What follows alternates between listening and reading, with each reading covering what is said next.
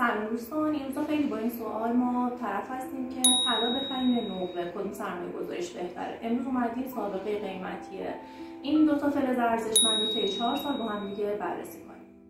فرض کنید 100 میلیون پول داریم توی سال 1400 که اون موقع قیمت نقره 16000 تومان بوده. این 100 گرم 6 کیلو 250 گرم به شما نقره میده که اگه این 6 کیلو 250 گرم نقره‌تون رو با قیمت امروز که گرمی 206000 تومان هست بخوایم بفروشیم 1 میلیارد و 287 میلیون به شما پول میده. حالا شما اگه هم 100 میلیون رو میومدین طلا توی همون سال 1400 می‌خریدین که گرمی 1 میلیون 600 بود، 62.5 گرم به شما طلا میداد که اگه این 62.5 گرم طلاتون رو با قیمت امروز میفروختین مبلغ 686 میلیون شما پول داشتین. اختلاف این دوتا 601 میلیون تومان میشه.